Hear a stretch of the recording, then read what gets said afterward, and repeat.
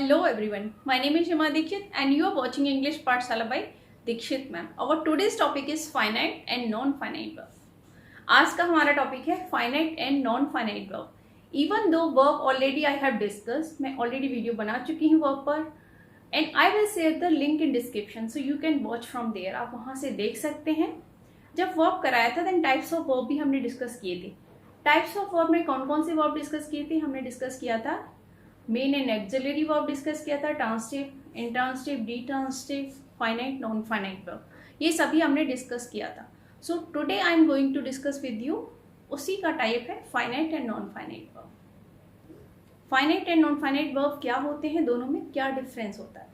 अगर सिंपली हम समझें इसको, एक सेंटेंस में अगर समझें तो एक बेसिक सा डिफरेंस है कि फाइनाइट वर्ब कौन से होते हैं? Which change according to the tense, person and number.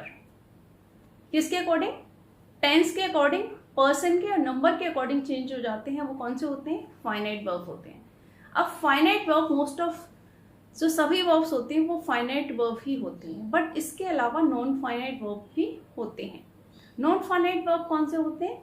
Which remains unchange, जो चेंज नहीं होते हैं. नॉन फाइनाइट वर्ब कौन से होते हैं? जो चेंज नहीं होते हैं.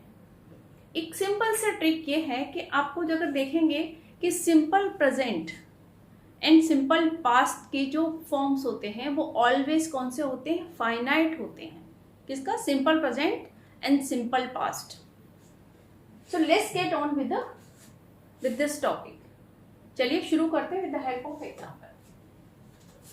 She was running around screaming. इस सेंटेंस को ऑब्जर्व करिए. She was running around screaming means वो चिल्लाते हुए भाग रही थी. पहले आप टेंस देखिए कि टेंस कौन सा है. यहाँ पर टेंस क्या है?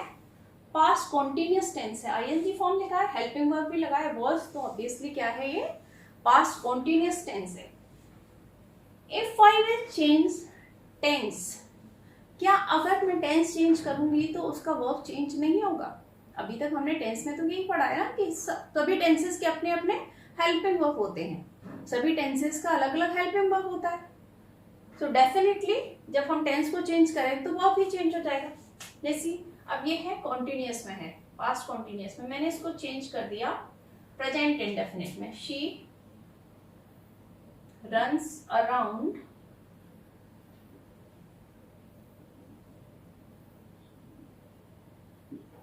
She runs around screaming. अब देखिए वर्ब यहाँ पे फर्स्ट सेंटेंस में क्या है? वर्ब यहाँ पे आईएनजी फॉर्म है. ये कौन सा है यहाँ पर? Past continuous. और यहाँ पे ये कौन सा हो गया? Present indefinite. तो यहाँ वर्ब देखिए, यहाँ आईएनजी फॉर्म है. भाई सभी कॉन्टिन्यूअस टेंस में इतना तो पढ़ा ही रखा है आपको कि सभी कॉन्टिन्यूअस टेंस में क्या आता है? आईएनजी फॉर्म आता है.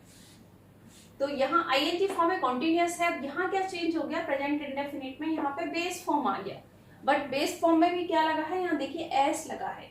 अब एस किस लिए गया है? Because the subject is she. Subject क्या है?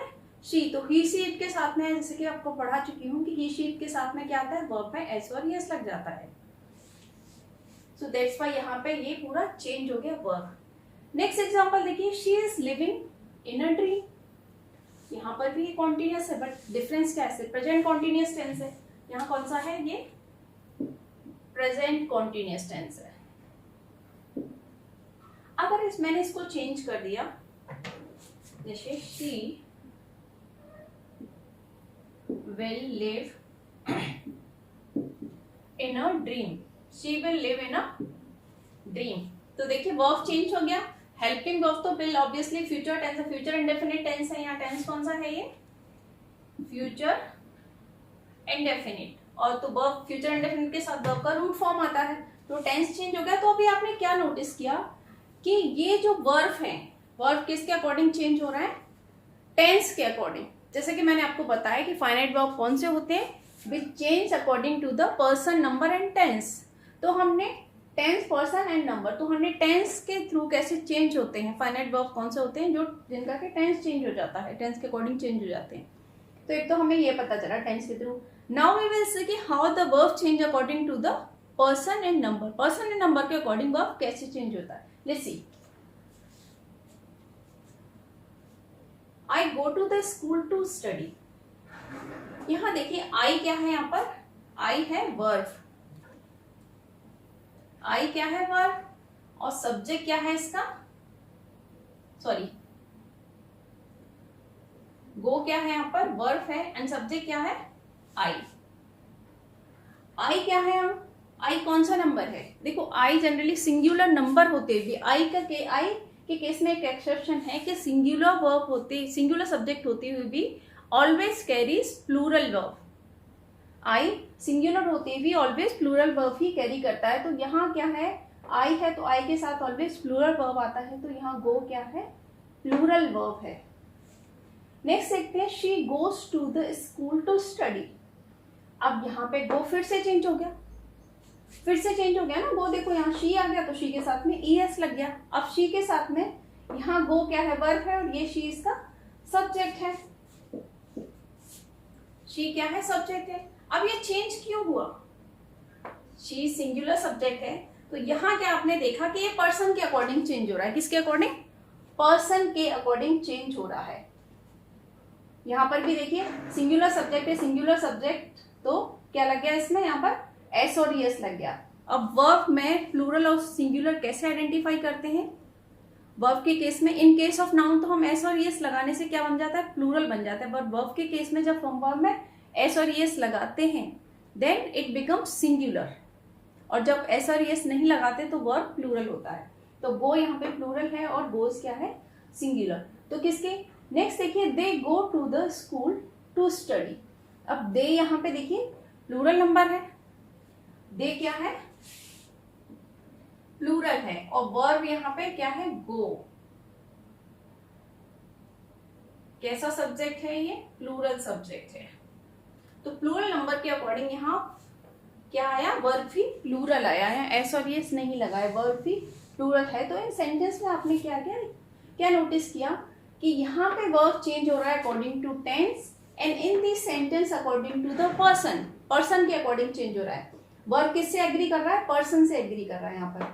यहाँ पर भी किससे कर रहा है, पर्सन से एग्री कर रहा है। यहाँ किससे एग्री कर रहा है, नंबर से, क्योंकि प्लूरल नंबर है तो वर्ब कैसा है, वर्ब भी प्लूरल है। यहाँ पे क्या है, सब्जेक्ट कैसा है, यहाँ पर सिंगुलर सब्जेक्ट है, थर्ड पर्सन है, तो थर्ड पर्सन के साथ में एस और एस लगता है वर्ब में।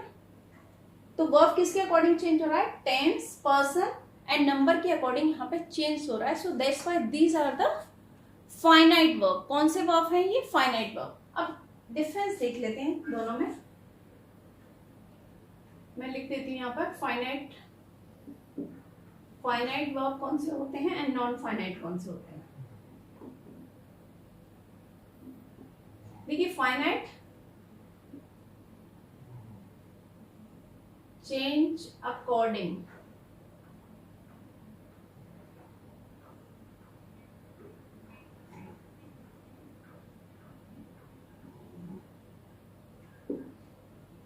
अकॉर्डिंग टू नंबर,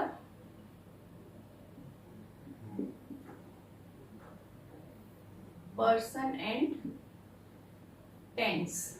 वही नॉन फाइनाइट वर्ब्स कौन से होते हैं, रिमेन अनचेंज,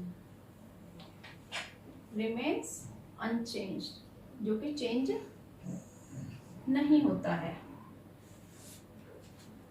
अब यही हमने फाइनाइट देख लिया। क्या एक क्वेश्चन माइंड में आता है, जनरली आपके माइंड में ये क्वेश्चन जरूर आएगा कि मैम क्या एक सेंटेंस में सिर्फ फाइनाइट वर्ब ही हो सकता है। देखिए फाइनाइट, एक सेंटेंस में, एक क्लॉज में एक फाइनाइट वर्ब और सब्जेक्ट तो मस्ट है ही, कि जब तक फाइनाइट वर्ब नहीं होगा तो वो सेंटेंस कंप्लीट नहीं होगा।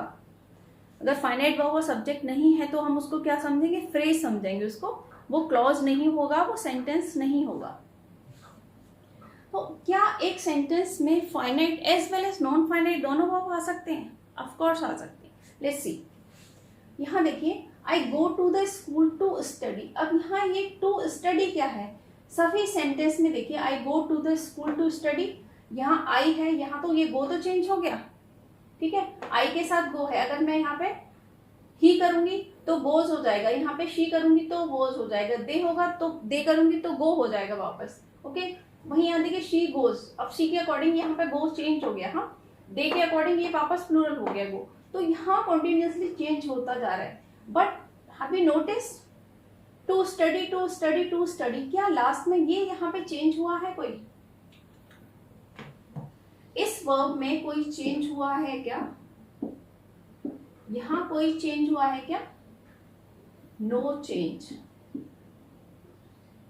यहां पर कोई भी चेंज नहीं है। टू स्टडी ये वर्ब क्या है? सेम है एज इट इज, चाहे यहाँ सब्जेक्ट चेंज हुआ है, चाहे टेंस चेंज हुआ है, चाहे यहाँ पे नंबर चेंज हुआ। There is no change in case of these verbs. इस वर्ब के में कोई चेंज नहीं है। तो ये कौन से नॉन फाइनाइट वर्ब है, जहां के पर्सन, नंबर, सब्जेक्ट, टेंस के अकॉर्डिंग कोई चेंज नहीं होता है, वो होते हैं नॉन फाइनाइट वर्ब। तो ऑफ कोर्स एक सेंटेंस में finite as well as non finite दोनों वर्ब्स ही हो सकते हैं। जैसे यहाँ सारे ये जो वर्ब्स हैं ये क्या है? फाइनाइट वर्ब है। यहाँ पे क्या है? फाइनाइट वर्ब्स है। ये यहाँ लिखने की स्पेस नहीं है। देखिए यहाँ है ये फाइनाइट वर्ब्स हैं सारे, वही यहाँ मैं लिख देती हूँ ये क्या है? सभी non finite verb.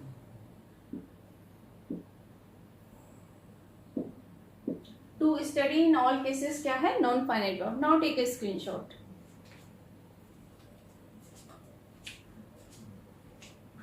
Let's observe these sentences. Maya loves to read mystery stories.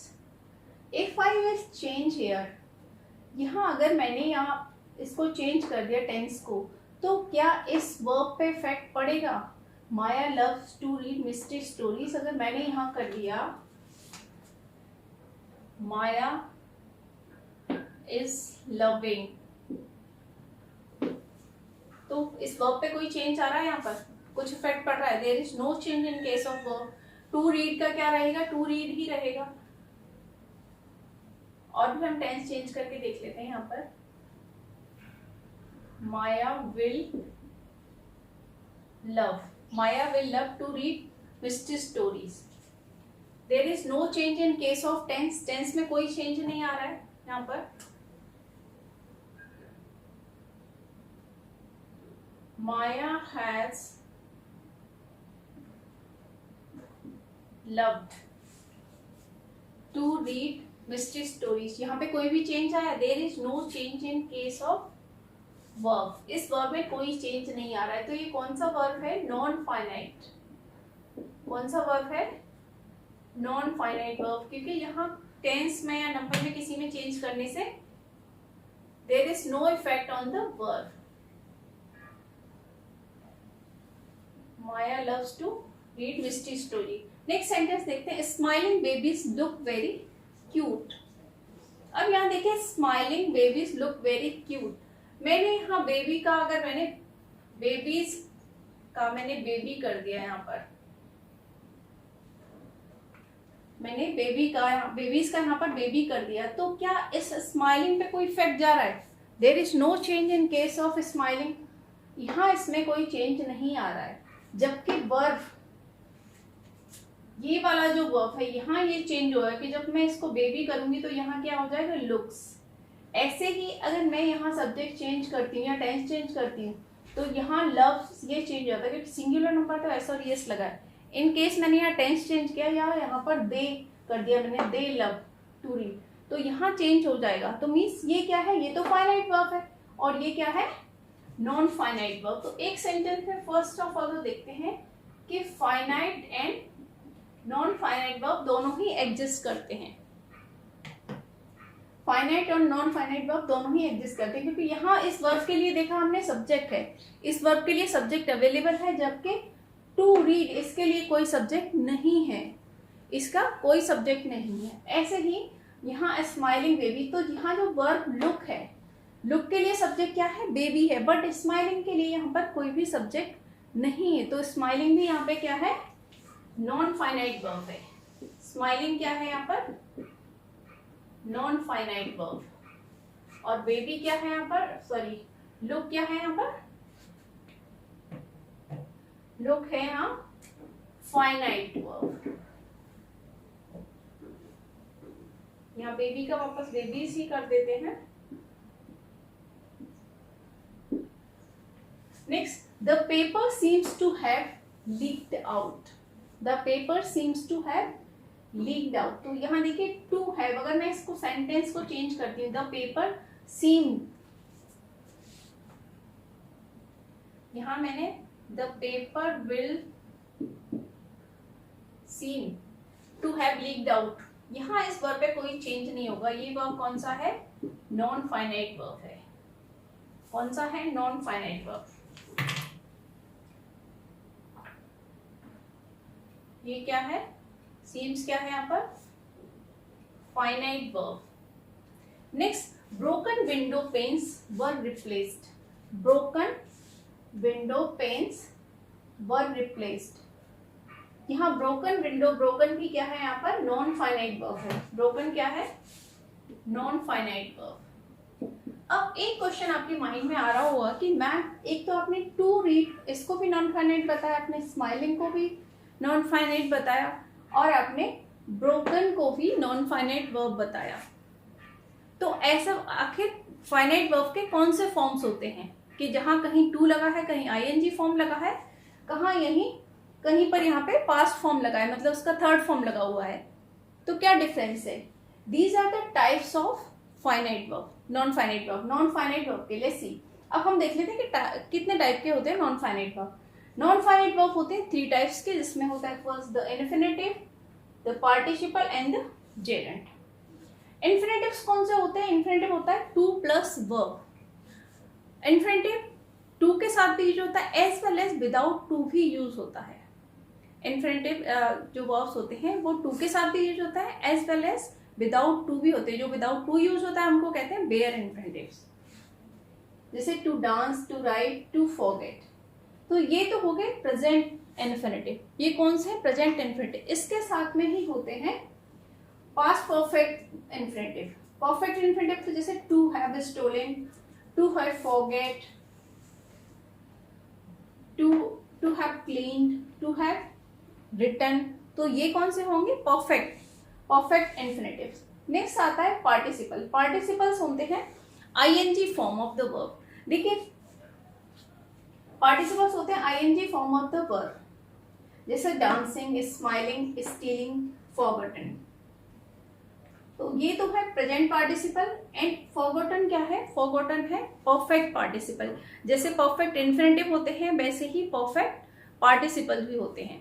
अब परफेक्ट पार्टिसिपल कौन से होते हैं? परफेक्ट पास्ट पार्टिसिपल्स कौन से होते हैं? वर्ब की जो थर्ड फॉर्म होती है उसको ही पास्ट पार्टिसिपल कहते हैं। वर्ब की जो थर्ड फॉर्म होती है उसे पास्ट पार्टिसिपल कहते हैं। नेक्स्ट है द जेरेंट। जेरेंट होता है, जेरेंट भी आईएनजी फॉर्म होता है, जैसे स्टीलिंग, फॉरगेटिंग, राइटिंग, बाकी। पार्टिसिपल भी आईएनजी फॉर्म होता है। जो प्रेजेंट पार्टिसिपल होता है वो आईएनजी फॉर्म होता है, एंड जो पास्ट पार्टिसिपल होता है, पास्ट पार्टिसिपल होता है वर्ब की थर्ड फॉर्म होती है। तो दोनों में क्या डिफरेंस है? पार्टिसिपल और gerund seems to be the same, दोनों ही सेम लगते हैं क्योंकि दोनों का आईएनजी फॉर्म होता है, but they have a certain different. दोनों में अलग अलग कुछ डिफरेंसेस हैं, दोनों के फंक्शंस अलग हैं, participle as well as gerund के। आप ये नोट कर लीजिए कि simple present and simple past form of the verb is always finite.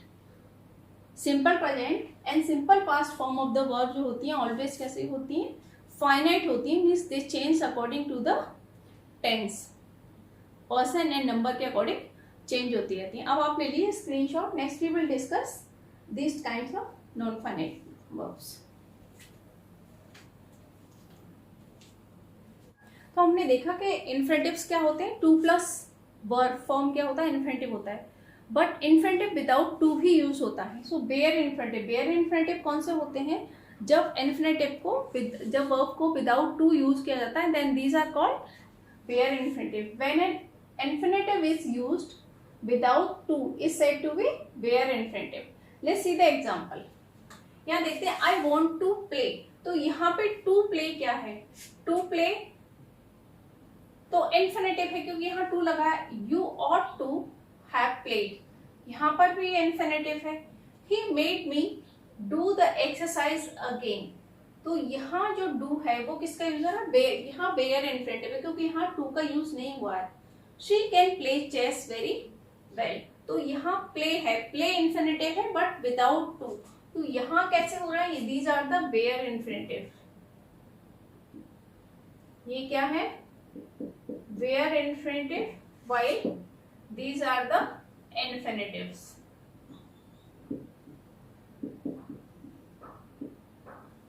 Next देखते हैं पार्टिसिपल।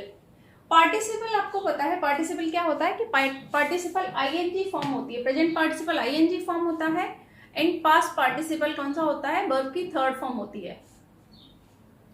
जेरेंड एंड पार्टिसिपल दोनों ही आईएनजी फॉर्म होते हैं, देन दोनों में डिफरेंस क्या है, दोनों के फंक्शंस अलग होते हैं। प्रेजेंट पार्टिसिपल क्या करता है, प्रेजेंट पार्टिसिपल का फंक्शन होता है as an adjective. Present participle functions like an adjective. Present participle किसकी तरह काम करता है, एडजेक्टिव की तरह काम करता है। अब एडजेक्टिव क्या, एडजेक्टिव की फंक्शन क्या होती है, एडजेक्टिव क्या बताता है, जो नाउन या प्रोनाउन की विशेषता बताए, means qualifies the word which qualifies noun और प्रोनाउन, वही तो एडजेक्टिव होते हैं जो नाउन और प्रोनाउन के बारे में हमें मोर इन्फॉर्मेशन देते हैं, नाउन और प्रोनाउन को डिस्क्राइब करते हैं, मॉडिफाई करते हैं, वो क्या होते हैं, एडजेक्टिव होते हैं। लेट्स सी एग्जांपल देखते हैं। स्माइलिंग, हमने वही एग्जांपल लिया जो अभी हमने पहले डिस्कस किया था। Smiling babies look very cute. अब यहाँ देखिए कि बेबीज क्या है, बेबीज क्या है, नाउन है। यहाँ बेबी क्या है, यहाँ पर नाउन है। अब स्माइलिंग यहाँ पे आईएनजी फॉर्म है। स्माइलिंग क्या कर रहा है, यहाँ पे फंक्शन किसका कर रहा है, यहाँ इसको क्वालिफाई करने का काम भी कर रहा है। क्या कर रहा है, यहाँ पे क्वालिफाई करने का काम भी कर रहा है, एज वेल एज वर्ब का फंक्शन भी कर रहा है। तो पार्टिसिपल का क्या फंक्शन होता है, वो एक एडजेक्टिव की तरह भी काम करता है, एज वेल एज वर्ब की तरह भी काम करता है। तो स्माइल क्या है, वर्ब है, उसमें आईएनजी फॉर्म लग गया, आईएनजी लग गया, स्माइलिंग हो गया। और स्माइलिंग क्या फंक्शन कर रहा है यहाँ पे, पार्टिसिपल का, क्योंकि यहाँ एक एज एडजेक्टिव भी फंक्शन कर रहा है, एज वेल एज वर्ब भी है, वर्ब भी है और एडजेक्टिव का काम भी कर रहा है। तो स्माइलिंग यहाँ क्या हुआ, यहाँ पर participle, present participle. Take a screenshot. Let's see other example, the burning house. अब यहाँ देखिए बर्निंग किससे बना है, रूट फॉर्म, वर्ब के रूट फॉर्म में आईएनजी लगने से बना है बर्निंग, प्रेजेंट पार्टिसिपल है। अब यहाँ ये वर्ड क्या है, नाउन। हाउस क्या है, यहाँ पर नाउन है। तो जब नाउन से पहले बर्निंग क्या काम कर रहा है, इसको क्वालिफाई करने का काम कर रहा है कि बर्निंग हाउस, जला हुआ हाउस, तो ये क्या है, यहाँ पर एज ए एडजेक्टिव काम कर रहा है, प्रेजेंट पार्टिसिपल है यहाँ पर ये, लेकिन ये क्या फंक्शन क्या कर रहा है, एज ए एडजेक्टिव। देखिए प्रेजेंट पार्टिसिपल का यूज होता है, प्रेजेंट पार्टिसिपल बताता है एक इनकम्प्लीट एक्शन बताता है प्रेजेंट पार्टिसिपल, वहीं पास्ट पार्टिसिपल बताता है कंप्लीटनेस ऑफ एन एक्शन, मतलब कोई भी एक्शन कंप्लीट हो गया, ओवर हो गया, वो बताता है पास्ट पार्टिसिपल। वहीं प्रेजेंट पार्टिसिपल बताता है incomplete action, means the burning house means the process of burning is continuous, अभी कंप्लीट नहीं हुआ, कंटिन्यूटी में है। द ब्रोकन विंडो, अब यहाँ ब्रोकन विंडो ये पास्ट पार्टिसिपल है, ब्रोकन क्या है यहाँ पर, पास्ट पार्टिसिपल है, और ये क्या बता रहा है, incomplete complete process of an action. Broken window ये क्या है, past participle.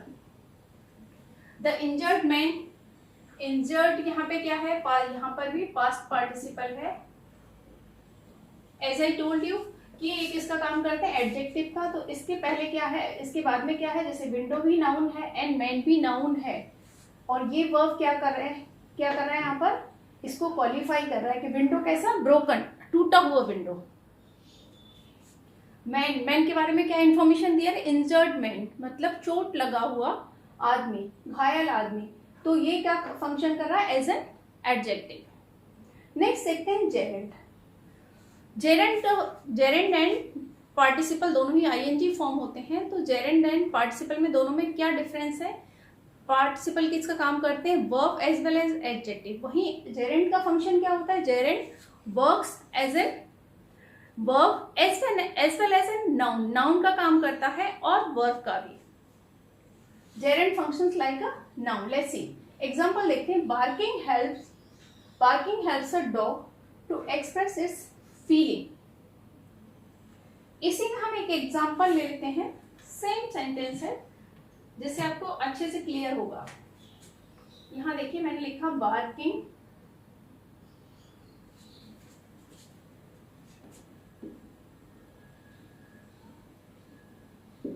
barking dogs seldom bite, मतलब भौंकने वाले कुत्ते डॉग्स कभी कभी बाइट करते हैं।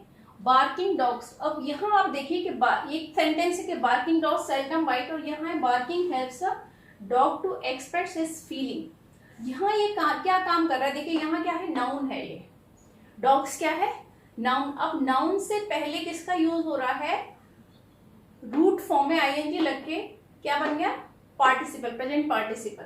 तो बार्किंग यहाँ क्या कर रहा है, इसको क्वालिफाई करने का काम कर रहा है। तो यहाँ क्या कर रहा है, एडजेक्टिव का काम कर रहा है barking. As well as function क्या है, उसका वर्ब है, क्योंकि रूट फॉर्म में क्या लगा है, आईएनजी। तो यहाँ क्या है, पार्टिसिपल का काम कर रहा है। तो इससे पहले नाउन है, तो नाउन से पहले जो भी आएगा, नाउन के साथ में जो वर्ड आएगा उसको क्वालिफाई करेगा, वो क्या होगा, एडजेक्टिव होगा। वहीं इस सेंटेंस में देखते हैं, barking helps a dog to express its feeling.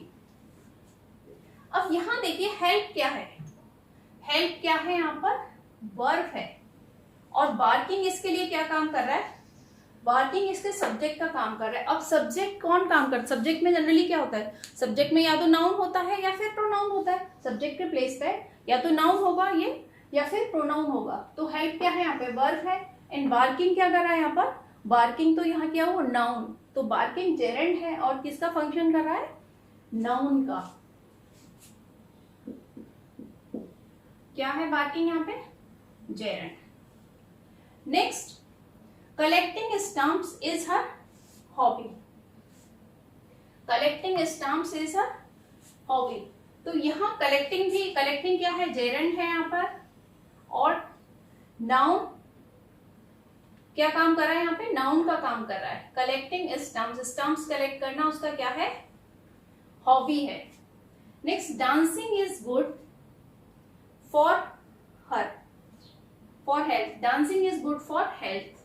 Dancing यहाँ क्या है, इज वर्ब है, और इसके लिए सब्जेक्ट का काम क्या कर रहा है, यहाँ पर डांसिंग है। तो यहाँ as a noun as well as यहाँ क्या है, ये जेरेंड, तो सब्जेक्ट का काम कर रहा है। ये क्या काम कर रहा है, यहाँ पर सब्जेक्ट का फंक्शन कर रहा है। His race driving scared us at times. His race driving scared us at time.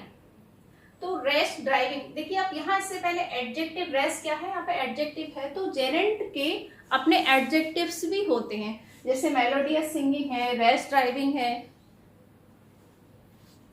तो रेस यहाँ पे क्या है, एडजेक्टिव का काम कर रहा है, और ये किसका एडजेक्टिव है यहाँ पर, ड्राइविंग के लिए, नाउन का, सॉरी, इस जेरेंड का एडजेक्टिव है रेश। तो रेश यहाँ क्या है, एडजेक्टिव किसका, ड्राइविंग का, और ड्राइविंग यहाँ पे क्या है, gerund. Now take a screenshot. Let's do practice. Identify participle in gerund, write P and G respectively. What you have to do?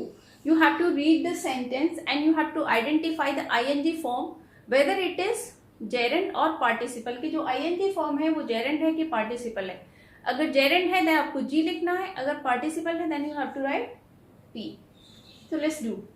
Crying children are not like usually. अब यहाँ देखिए, crying being a verb, crying क्या है, verb होते हुए भी इसका दूसरा फंक्शन भी कर रहा है। यहाँ वर्ब तो है ही, क्योंकि क्राई में आईएनजी, क्राई की जो बेस फॉर्म है उसमें क्राई में आईएनजी लगा और वो पार्टिसिपल बन गया। तो क्राइंग बीइंग अ वर्ब क्या दूसरा फंक्शन कर रहा है, क्वालिफाई कर रहा है किसको, नाउन को। तो चिल्ड्रन क्या है यहाँ पर, नाउन।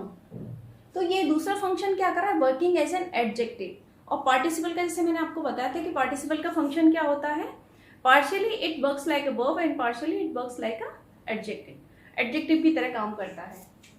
तो दैट्स व्हाई क्राइंग यहाँ पे क्या है, as a participle. Next, your writing skill will improve if you keep writing. Your writing skill will improve if you keep writing. अगर आप लिखते रहोगे तो आपकी राइटिंग स्किल इम्प्रूव होंगी। यहाँ पर भी राइटिंग देखिए, राइटिंग क्या है, वर्ब है, being a verb it is also working as an adjective. Skill है यहाँ पर। अब एडजेक्टिव के लिए हमें क्या चाहिए, नाउन चाहिए ना, कि जब नाउन होगा तभी तो क्वालिफाई करेगा उसको।